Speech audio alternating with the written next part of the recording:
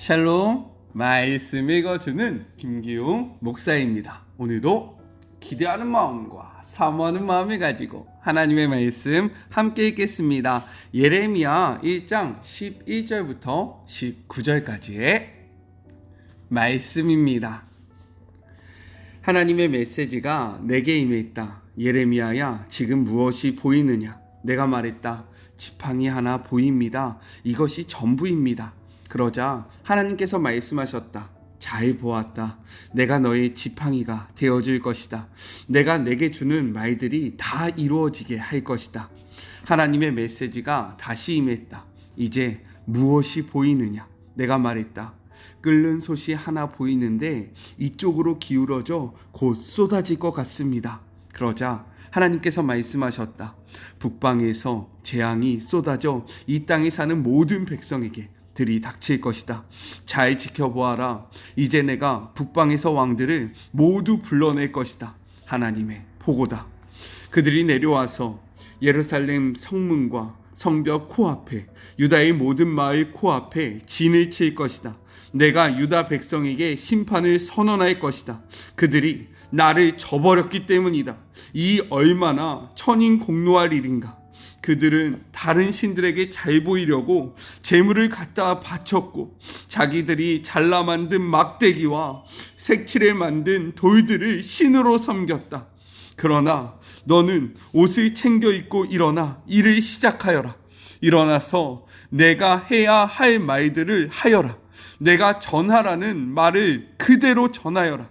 인전사정 봐주지 말고 주먹을 날려라. 그렇지 않으면 내가 너를 경기장 바깥으로 빼버릴 것이다. 내가 너를 무장시킬 테니 너는 주의하여 서 있거라. 내가 너를 난공불락의 성으로, 꿈쩍도 않는 강철 기둥으로, 견고한 철벽으로 만들어 세울 것이다. 너는 이 세대의 문화와 유다의 왕과 제후들과 제사장과 지역 고관들에게 맞서는 1인 방어 요새다. 그들이 덤벼들겠으나 내게 흠집 하나 내지 못할 것이다. 내가 너를 철두철미하게 엄호해 줄 것이다. 하나님의 포고다. 이것은 하나님의 말씀입니다. 오늘 말씀은 내용상 세 부분으로 나눠서 생각해 볼 수 있습니다. 먼저 첫 번째 11절부터 12절 살구나무 가지 환상에 대해서 이야기를 하고 있어요. 예레미야는 소명을 받은 뒤에 두 가지 환상을 봅니다. 먼저 본 것이 바로 살구나무 가지 환상입니다. 우리 11절의 말씀을 같이 한번 읽어볼까요? 여호와의 말씀이 또 내게 임하니라. 이르시되 예레미야야, 내가 무엇을 보느냐 하시매 내가 대답하되 내가 살구나무 가지를 보았나이다 라고 이야기를 합니다. 살구나무 가지는요, 겨울이 지나고 봄이 되자마자 가장 먼저 꽃을 피우는 그러한 나무입니다. 그렇기 때문에 이것은 무엇을 상징하냐면 임박한 하나님의 심판을 상징한다 라고 생각할 수 있습니다. 그러나 또한 오늘의 말씀 속에, 특별히 우리가 가진 성경 속에서는 발견할 수 없으나 원어 성경, 히브리어 성경을 보면요, 발견할 수 있는 또 한 가지 그러한 의미가 있다는 겁니다. 살구나무는요, 히브리어로 샤케드라고 읽습니다. 무엇이라고 읽는다고요? 샤케드. 기억하시길 바랍니다. 우리 12절도 같이 한번 읽어볼까요? 여호와께서 내게 이르시되 내가 잘 보았도다. 이는 내가 내 말을 지켜 그대로 이루려 함이라 하시니라 라고 이야기합니다. 살구나무를 보았다 대답하는 예레미야에게 하나님은요, 잘하였다 라고 이야기하고 이렇게 말씀하시죠. 이는 내가 내 말을 지켜 그대로 이루려 함이라 라고 이야기하십니다. 여기서 지켜보다 라는 그러한 히브리어는요, 무엇이냐면 쇼케드입니다. 무엇이라고요? 쇼케드. 아까 전에 살구나무가 무엇이라고 이야기했습니까? 샤케드. 그리고 지켜보다. 무엇입니까? 쇼케드. 즉 수사학적 기교를 사용해서요, 예레미야가 보고 있는 것은 살구나무 가지이지만 하나님께서는 그분의 말씀, 여기서 그분의 말씀은 앞선 10절의 말씀인데 먼저 같이 한번 읽어볼까요? 보라, 내가 오늘 너를 여러 나라와 여러 왕국 위에 세워 내가 그것들을 뽑고 파괴하며 파멸하고 넘어뜨리며 건설하고 심게 하였느니라 라고 말씀하신 이 말씀 그대로 이루어지는 것을 지켜보고 계시다 라는 의미가 담겨 있다라는 거예요. 또한 가지는요, 하나님의 진노의 심판을 상징하는 단어입니다. 그렇기 때문에 하나님의 지켜보심이 막연한 것이 아니라 유다 왕국을 향한 진노의 표시이고 임박한 심판을 이룰 것이다 라는 것을 나타내주고 있다라는 거예요. 이렇게 하나님은요, 예레미야에게 살구나무 가지를 보여주시면서 유다에게 필요한 것은 자비의 약속이 아니라 임박한 심판의 선언이 필요하다라는 것을 말씀하고 계시고, 또한 지켜본다라는 이 말을 통해서 임박한 심판을 이미 진행되고 있다, 이것이 곧 이루어질 것이다 라는 것을 우리에게 알려주고 있다라는 겁니다. 중요한 것은 무엇이냐면, 하나님은 오늘도 우리의 삶 속에서 자신의 말씀이 이루어지는 것을요 지켜보고 계신다라는 거예요. 그렇기에 하나님의 말씀을 온전히 따름으로 우리를 향한 구원의 약속이 우리의 삶 속에서 이루어지기를 간절히 소망합니다. 우리의 삶 속에 하나님의 심판이 이루어지는 것이 아니라 하나님의 구원의 약속이 이루어지기를 간절히 소망합니다. 아멘이시죠? 둘째, 13절부터 16절 끓는 가마 환상에 대해서 이야기를 하고 있습니다. 예레미야는 이어서 한 가지 환상을 더 보는데요, 그것이 바로 끓는 가마 환상입니다. 우리 13절의 말씀을 같이 한번 읽어볼게요.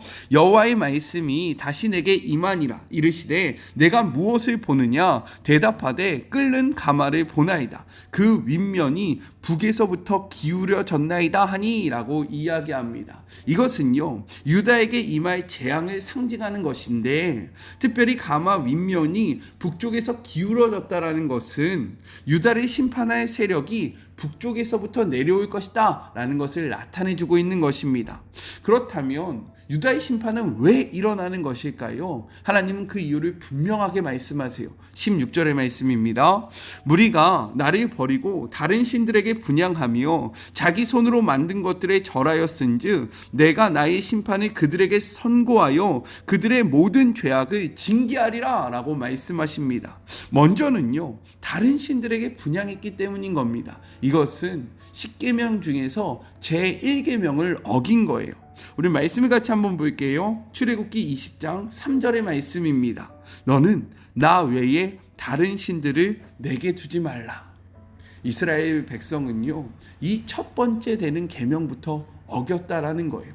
하나님과 함께하고 하나님과만 동행해야 하는데 다른 신들을 그들 곁에 주고요, 하나님을 등한시 여겼기 때문에 이러한 심판이 이루어진 것이다 라고 말씀하고 계십니다.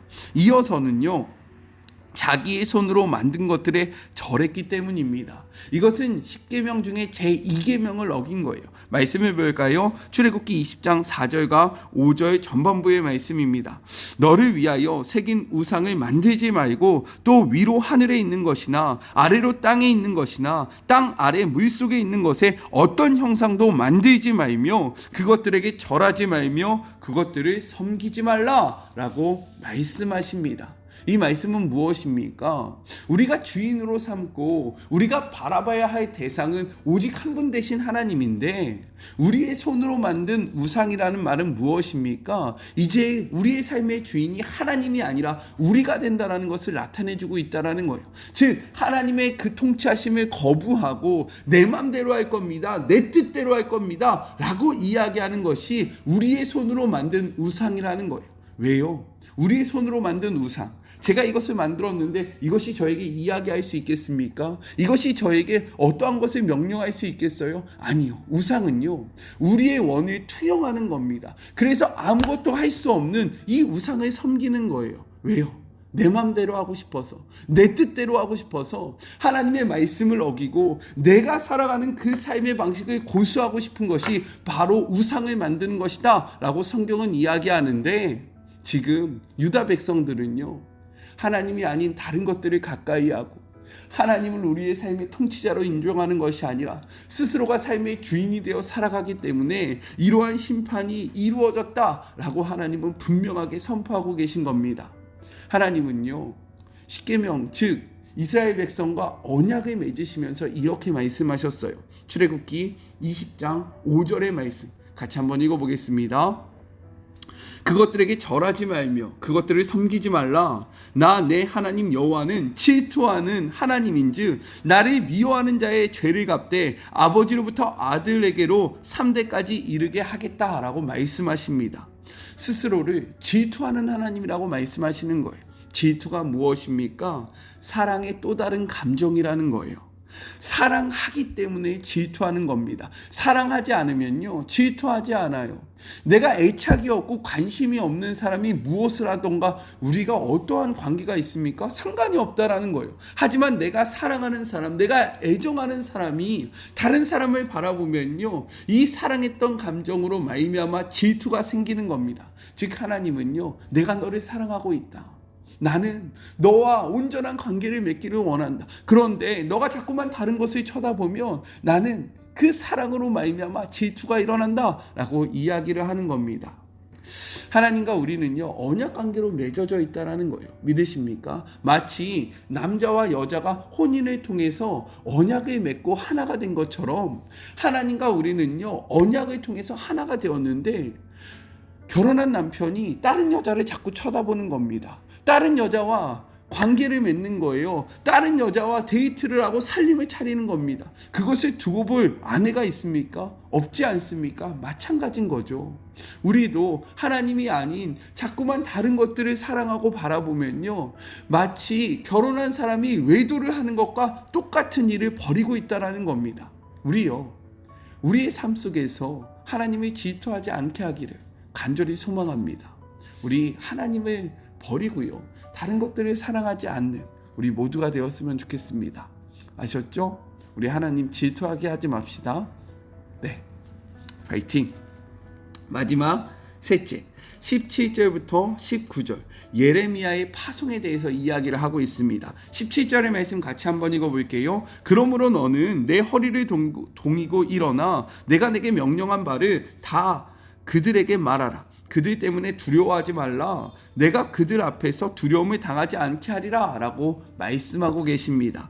일교차가 심했던 팔레스틴 지역에서 겉옷은요, 낮에는 의복으로서 사용했고요, 밤에는 몸을 덮는 이불로 사용했다라는 겁니다. 그렇기 때문에 일어나서 허리를 동이다라는 이러한 행위는요, 일상의 활동을 시작하기 위해서 준비를 마친다라는 뜻이에요.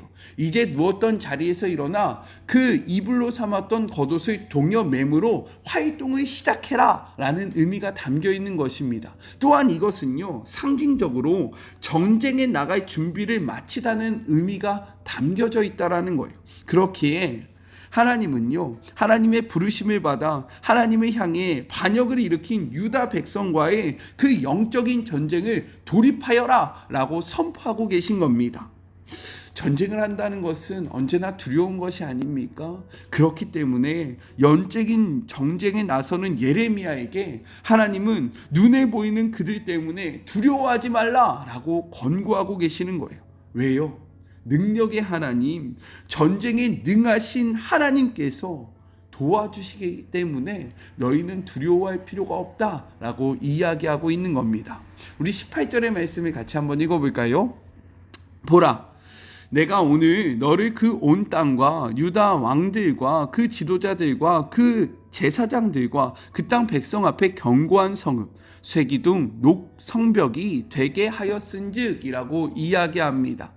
앞서서 예레미야가 하나님이 예레미야를 부르실 때 무엇이라고 이야기하면서 거절하였습니까? 나는 아이라 말을 하지 못한다 라고 이야기했잖아요. 나는 이렇게 연약한 존재고 나는 보잘것없는 존재다 라고 스스로 이야기했는데, 하나님은요, 지금 그러한 예레미야를 무엇이라고 이야기합니까? 난국불락의 성읍 쇠기둥, 새 성벽처럼 만드실 것이다 라고 선포하고 계신 거예요. 이어서 19절의 말씀입니다. 그들이 너를 치나 너를 이기지 못하리니 이는 내가 너와 함께하여 너를 구원할 것임이니라. 여호와의 말씀이니라 라고 선포하십니다. 그들은요, 예레미야를 이길 수 없다라는 거예요. 왜요? 하나님이 함께 하시기 때문입니다. 하나님이 예레미야를 꽉 붙잡고 있으니까요, 예레미야는요, 두려워할 필요도 없고 쓰러지지 않는다라는 거예요. 우리는 이를 기억해야 합니다. 우리 자체는요, 연약할 수 있어요. 아니요, 연약합니다. 우리는요, 아무것도 아닌 보잘것없는 그러한 사람들이라는 거예요. 하지만 능력의 하나님, 정말로 전쟁에 능하신 하나님이 우리를 붙잡아 주시면요, 우리는 그분의 능력으로 말미암아 두려워하거나 염려할 필요가 없는 정말로 든든한 성벽과 쇠 기둥과 같은 그러한 존재가 될 수 있다라는 겁니다. 제가 5살짜리 아들이 있어요. 5살짜리 아들이요, 그 아들 진짜 머리 한 번만 빡 때리면요, 아프다고 울고 난리칩니다. 그런데 그가요, 길거리를 다니면서 아무나 퍽퍽 때려요. 왜 그런지 아십니까? 그 아들 뒤에 아빠가 있기 때문입니다. 나는 연약하지만 내가 이렇게 사고를 쳐도 우리 아빠가 다 막아줄 거야 라는 이러한 믿음으로 정말로 무섭게 생긴 아저씨가 있던 누가 있던 상관없이 그는요, 당당하게 나가서 싸운다라는 거예요. 우리에게도 이러한 믿음이 있기를 간절히 소망합니다. 제 아들이 하는 행동이 잘했다고 하는 행동은 아니고요, 그러한 당당함이 어디서 말미암냐, 자기를 지켜주는 아빠를 믿음으로 말미암은 그러한 당당함이 우리 안에 있기를 소망하는 마음으로 이야기한 거니까요, 우리도 우리를 지켜주시고 정말로 전쟁에 능하시며 이 땅의 주인 되시는 하나님의 믿음으로 당당하게 나아가는 그러한 인생을 살기를 간절히 소망합니다. 그렇기에 우리가 세상을요, 나아갈 때, 하나님의 말씀을 가지고 세상에 나아갈 때 주눅들 필요가 없다라는 거예요. 오늘 하루 어깨를 펴시고요, 당당하게 삶의 자리로 나아가서 하나님의 뜻대로 살아가는 우리 모두가 되었으면 좋겠습니다. 우리 같이 기도할까요? 하나님 감사합니다. 하나님이 이스라엘 백성을, 특별히 유다 백성을 심판하시는 이유는 그들이 하나님과의 언약을 어겼기 때문입니다. 다른 신들을 바라보았고 스스로가 주인이 되는 삶을 선택했기 때문에 하나님은 그들을 심판하신다라고 이야기하십니다. 그런데 주님, 오늘 우리도 동일함을 고백합니다. 오늘 우리도요, 하나님이 아닌 돈을 사랑했으며 하나님이 아닌 우리의 명예를 사랑했고 하나님의 뜻이 아닌 우리의 마음대로 살아가는 것을 소망하면서 지내고 있지는 않습니까? 이러할 때에 임박한 하나님의 심판이 있다는 것을 기억하며 다시금 우리의 삶을 돌이키는 주의 모든 자녀들 되게 하여 주시옵소서. 또한 우리는 연약하고 보잘것없지만 하나님의 능력이 우리와 함께하면 더 이상 두려워할 필요가 없다는 사실을 기억하므로 세상에 나아갈 때에 하나님의 말씀으로 말미암아 당당히 나아가는, 어깨를 펴고 세상과 싸워 이기는 주의 모든 자녀들 되게 하여 주시옵소서. 함께 하실 주님을 바라보며 우리를 도우시는 거룩하신 하나님을 찬양하며 예수님의 이름으로 간절히 기도드립니다. 아멘. 우리 하나님 앞에 외도하지 맙시다. 하나님만 사랑하고 하나님의 뜻대로 나아가는 우리 모두가 되었으면 좋겠어요. 또한 주의 말씀을 가지고 세상에 나아갈 때 두려워하지 않기를 간절히 소망합니다. 왜냐하면 우리는 힘이 없지만 능력의 하나님이 우리와 함께 하시기 때문입니다. 저는요, 삶의 자리가 시작되는 월요일날 또 만나도록 할게요. 사랑하고 주님의 이름으로 축복하면서 오늘 하루도 힘내세요. 우리 월요일날 만나요. 안녕. 오늘도 수고하셨습니다.